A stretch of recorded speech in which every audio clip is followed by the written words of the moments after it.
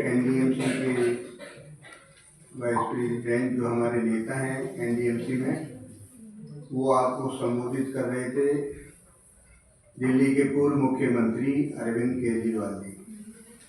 देखिए, मैं नई दिल्ली क्षेत्र से आता हूँ और एनडीएमसी का मैं कर्मचारी रहा हूँ।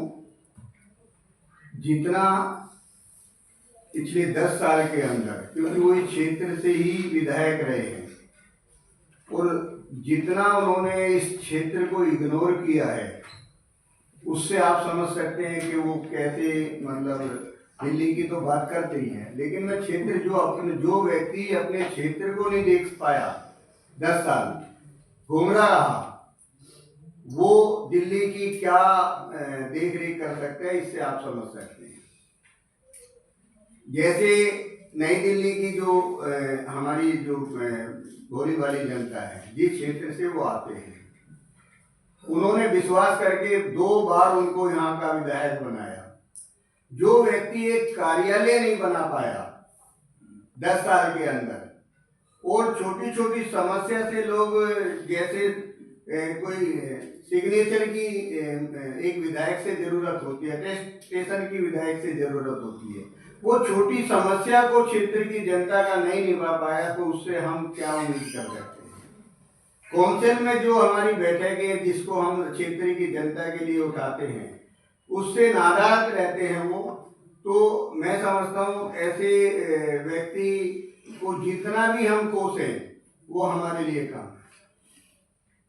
जो मुद्दे आज चैल साहब बता रहे थे, अगर आयुष्मान योजना जो प्रधानमंत्री जी की योजना है, अगर वो उसको यहाँ लागू करते हैं नई दिल्ली में, तो क्या क्षेत्र की जनता का भला नहीं होगा।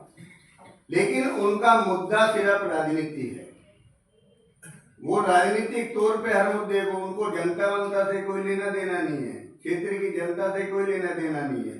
वो सिर्फ हर मामले को राजनीतिक स्टैंड में ले जाते हैं, जिसकी हम निंदा करते हैं। आज काउंसिल की मीटिंग में हमारे पीठासीन अधिकारी के रूप में मोहन बासुदेव जी, हमारे वाइस चेयरमैन कुलजीत जी, चेयरमैन साहब, और हमारे अनिल जी, सत्ता जी, सब लोग उपस्थित थे। लेकिन लगातार मीटिंगों की अवहेलना करना, उसमें अनुपस्थिति दर्ज कराना, शपथ नहीं लेना दिल्ली के पूर्व मुख्यमंत्री और आम आदमी पार्टी के संयोजक अरविंद केजरीवाल जी नदारत करते हैं। और उनके जो एक और साथी हैं विधायक, उनका कहना था कि बहुत व्यस्तता के वजह से वो शपथ लेने नहीं आए। तो मुझे लगता है कि आपकी बहुत व्यस्तता है,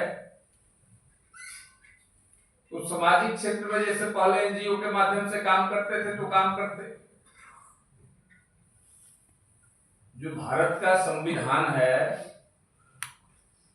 और जिस संविधान का हवाला आप बराबर देते रहते हैं, तो उन संवैधानिक चीजों को मान कर करके शपथ लेना चाहिए। और नई दिल्ली विधानसभा से आपको जनता ने चुना है, तो उस रेस्पॉन्सिबिलिटी को लेकर के उनके बीच में काम करने की आवश्यकता है। तो जो व्यक्ति नई दिल्ली की जनता, जो उनके विधानसभा की जनता है, उनके साथ न्याय नहीं कर सकते हैं, तो वो दिल्ली की जनता के साथ क्या न्याय करें, ये विचारणीय विषय है।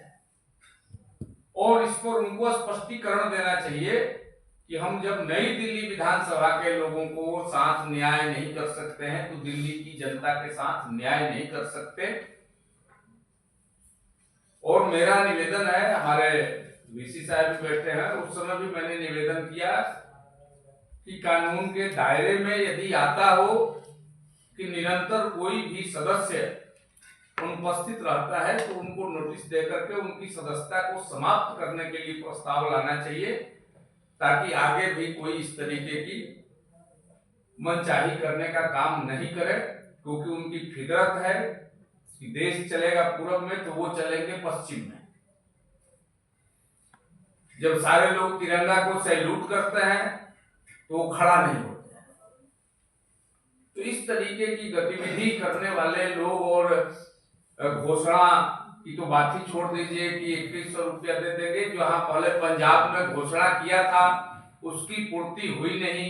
दिल्ली में एक नई घोषणा कर देना, और जो 10 साल पहले घोषणा किए थे वाईफाई से लेकर के, विद्यालय से लेकर के यूनिवर्सिटी तक का, तो उसमें कुछ हुआ नहीं। लेकिन अगर दिल्ली को दिया तो सिर्फ दिल्ली को शराब की नगरी बना दिया, और उसके वजह से आप स्वयं तिहाड़ जेल में रहे, और अभी भी आप पर मामला चल रहा है। न्यायालय में आपके विरुद्ध में मामला है, और देश के पहले ऐसे मुख्यमंत्री हैं जिनको कोर्ट ने आदेश किया कि आप मुख्यमंत्री रहेंगे, लेकिन आप अपने दफ्तर में नहीं बैठेंगे, आप किसी आधिकारिक तौर पर आपका कहीं सिग्नेचर नहीं होगा। तो देश के पहले ऐसे मुख्यमंत्री हैं। तो दिल्ली की जनता समझ रही है, विशेष रूप से नई दिल्ली विधानसभा की जनता भी अच्छी तरीके से समझ गई है कि आपका अभी केस समाप्त नहीं हुआ है। आप जो घोषणाओं का जो पुलिंदा खोल रहे हैं लोगों के बीच में, तो उसका परिणाम क्या होगा, और उनके विरोध में यदि बनता है तो काउंसिल को भी उनके विरोध में कार्रवाई करनी चाहिए। इतनी ही बात मैं करता हूँ। बहुत धन्यवाद। सभी साथियों को नमस्कार।